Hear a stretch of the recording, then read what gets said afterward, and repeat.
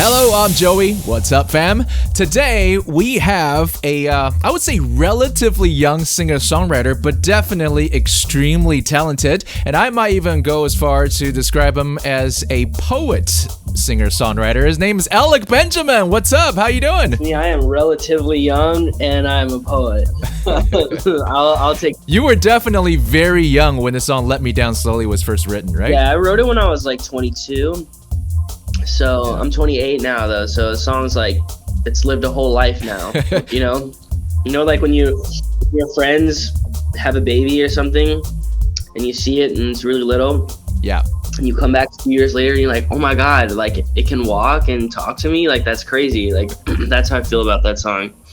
Well, I think this song is definitely speaking to you now because you recently just broke, 1 billion streams on Spotify, so congratulations. Yeah, thank you. I think it's probably like worldwide close to like 2 billion streams, just like across. Actually, it's got to be. Yeah. No, like hundreds of billions. I think. Hundreds of billions. Oh, trillions, maybe. Trillions. But having a billion of anything is kind of crazy. Like, if you could, what would you want a billion of? Like, don't say money. I would want a billion Joey Chous. You can have it. You can have it. For this song, Let Me Down Slow. I mean, you have a couple of songs with Mandarin versions, right? Like, you speak Mandarin very well, we have to say. Like, from here in Taiwan. It's okay. Oh, let me be honest about it. It's not great, but I know enough to sing songs.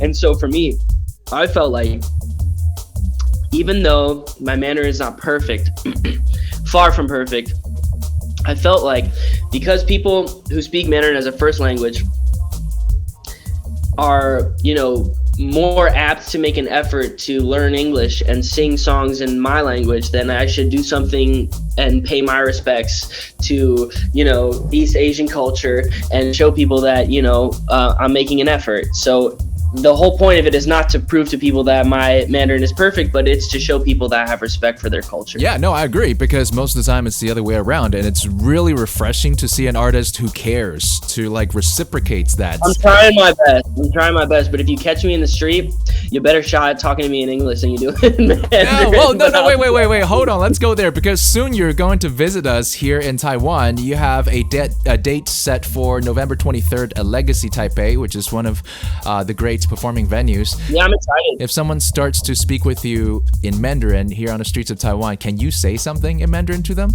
I could say, 请再说一遍. Say that again.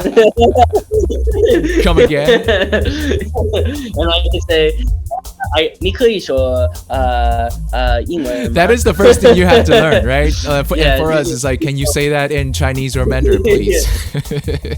All right, so you're gonna be on tour with this new album. It's called On Commentary. But you've been on tour. You've been doing some live shows with it. Which ones are your favorite songs to sing? Which ones are the ones that really get people to resonate? My favorite song to perform live is probably my song Water Fountain. Yeah. It's like my first song that I wrote. I felt like really connected with people. Yeah. And for me, I think it's the song that the audience members are the most excited to hear. And I think that a performance is, it's a two-way street, Yeah. In a way.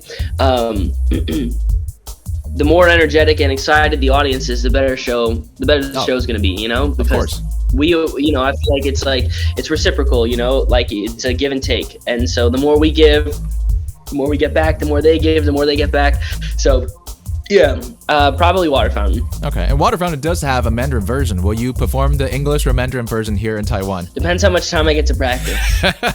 Yeah, we'll see. It's because if you don't use it, you lose it, right? Like if you don't speak it or sing it for a while, you might forget. Yeah. So speaking of songs that has Mandarin versions, Water Fountain's one. Older is another one, which is a song from your latest album, On Commentary. Yes, sir. Our Mandarin translation of On Commentary kind of sounds like no comments.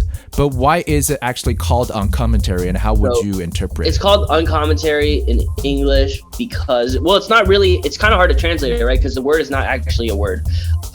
It's a fusion of two words. Uncommon, which means not common, and commentary means commentary. And I see. I didn't even know that. It's supposed to be an uncommon commentary. So it's like you know, things that maybe insights or things that I feel are unique to me and are uncommonly talked about. So almost like unpopular opinions, or just things that are kind of only Alec Benjamin. It's uncommon comments. Yeah, very close. So you have songs like Hypocrites, Hill I'll Die On, and of course the first song you wrote for this album, which is Nancy Got a Haircut.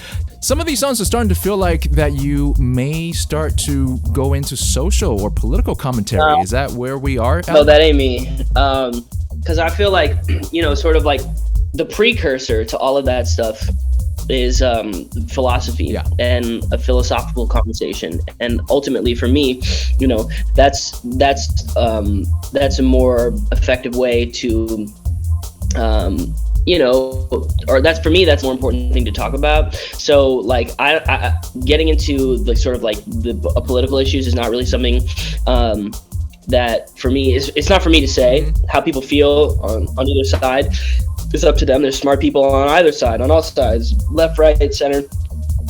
The important conversation for me is sort of like like I said, like the philosophical precursor to all of these things. So yeah. I don't have any political affiliation. I think it's very important though for an artist to have a certain level of reflection or introspection in their work, and it seems like you're doing that, and we're very glad that you're on the woke and progressive side. So there's also efforts like, for example, the choreographed MV of Devil Doesn't Bargain is sort of a fundraiser single, right, for the National Domestic Violence Hotline. So thank you, Alec, for adding to that conversation. Let's go. That's my man. Can I show you my manager? Yeah, come on, dude. My manager is right here. That was his idea. Oh yeah, well done, well done. I really liked it. And so far it's raised a lot of attention. I think a lot of awareness for domestic violence. And I think, you know, we look forward to you keep on doing projects like this, and we look forward to you being here in Taiwan late November. Alec, thank you so much for joining us. Really love it. I can't wait to see you guys in Taipei. It's gonna be awesome. Let's go. Asia Pop 40.